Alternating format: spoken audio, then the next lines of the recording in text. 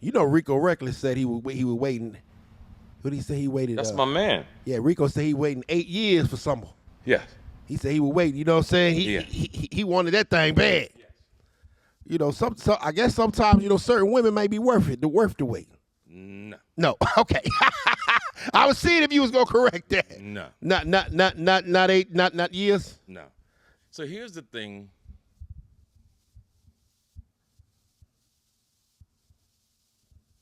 Most men and women don't understand there's 4 billion people on this planet. I don't believe in recycling. I believe if you meet someone, that's that chapter of your life, and you move on to another chapter. People go live their life and come back and date the same person they used to date, right? Yeah. And I was taught that when you pick up the same book, the ending's still gonna be the same. Same. You have to experience different things in life. People bring you different experiences. And to be honest, if you like someone that you liked 10, 15 years ago, you haven't grown as a person. Some of the women I met years ago, I still like them as people, but I don't like you for you to be in my life. There's no way you should be in my life because I've grown. I'm on a whole nother level, not because of finance, because the way I move, the way I think, I've grown and I've seen things, and I know that I thank you for being in my life at that time. But I got more life to live, and I don't want to go back to how I used to think or how I used to move. That's just me. Nah, life is about growth. And yes. If you watch the same movie, you know what's going to happen at the end. Yes. Yep. You already know what's going to happen. Not an alternative ending. It's going to happen. He yes. died. You know what I'm saying? And so, I saw that and I was like, well, that young man has dedication. It's crazy, right? He has dedication. I don't know if I can ever have that much dedication myself, but shouts out to Rico though, man. I guess he got the girl he wanted. Yeah, some guys, and like I said, it's not for everybody. Right, for sure. Everybody's not gonna think the way me and you think. See, we kind of think like, because one, we both Aries. Come on. And we're leaders. Come on, man. Aries gang. We leaders, dog. We move and speak a certain way that only certain men can translate it to their language. Sure. And if you haven't lived, you don't know what men you're talking about. But I tell people all the time, if you live long enough, you'll understand us. So you have to live to understand what we're talking about. If you haven't lived, your growth in life is but so small, right. What me and you saying is going over your head. For sure. So you either calling us you calling us simps because you don't have knowledge. It's going to take you a while to catch it. Yeah. And you be like, oh, because I've seen it happen. Yes. You know what I'm saying? Mm-hmm. So like, oh, bro, I understand what you were saying because I went through it. Right. Yep. Like I tried to tell you. Yes. And what men need to start saying, too, is we would never put you down. We're here to educate you. Oh, God. Let's make sure we understand the word. Sure. We will never say, oh, use a dumb. We will never call you a simp. No, let me educate you on the process here. Because in different countries, people my age, we are called elders, right? And they're so well respected. Right. In other countries, they don't have a thing called assisted living.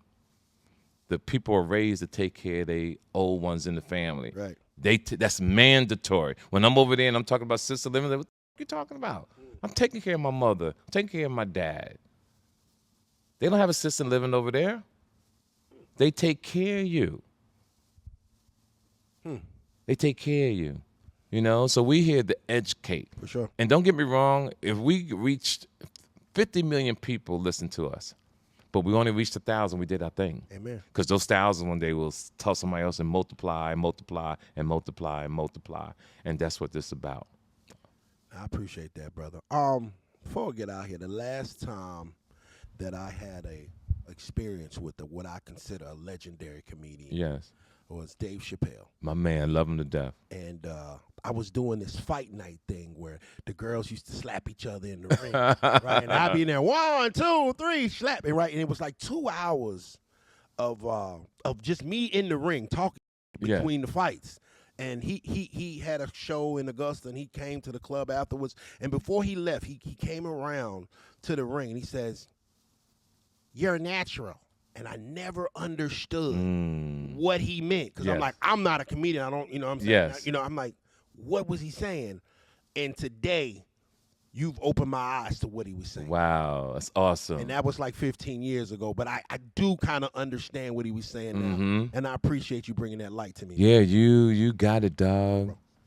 I will come back and do your show again in 6 months to a year, because now we're friends. Yeah, it is. I don't call everybody my friend. It is. I just know when a man has he's a good man, good spirit, good character. Like, I can call you on the phone, we could just chop it up. For sure. I'm that kind of guy. You know what I mean? To check on you, to say hello. And I do that to show respect. I do that because I think that when you have that type of respect for someone, you always say hello throughout the year. Amen. Don't call when you want something. Yeah. Ask how the kids doing. Yes. Yeah. That's how you're supposed to do it. Is your health though good? Is your health good? How's your day going? Or just chop it up about current events. Yo, I'm busy, but you was on my mind. I wanted to say hello. We got to get back to that. That's so important, yo. Call a woman, your mother, a friend, just to say hello. Right. That's it. That's it you got to do. And then hang up the phone. Yeah, I called my aunt, my great aunt. She's my everything. Yes. And I called her 2 days ago. Yeah, when you call again and say, you know what, Auntie, TK Kirkland don't know you, but he said he wanted to say hello to you. Aunt Serena. Yeah. There you go. Say hello, love. Listen to me. I don't know who you are, but for some reason I feel a connection with you. Right. I just want to say hello and hugs to you, my love. Shout out Serena. But earlier in my life, when I was younger, she used to always bail me out of stuff. And so now, as as she's getting older, I call her to make sure she doesn't need me to bail. That's right. That's right. And I want you to do me a favor on air. Right. Find out her address, and till the day she dies, I want you to send her roses once a month. I like that. Oh, that's cold. Aunt Serena, they coming. They on the way.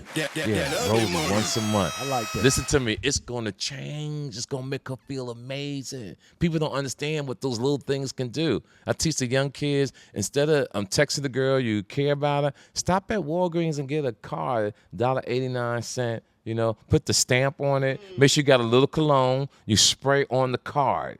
You put your name on it. You lick the envelope, and you drop it off the mailbox. So when she get the letter, so she smells it. Oh, dog.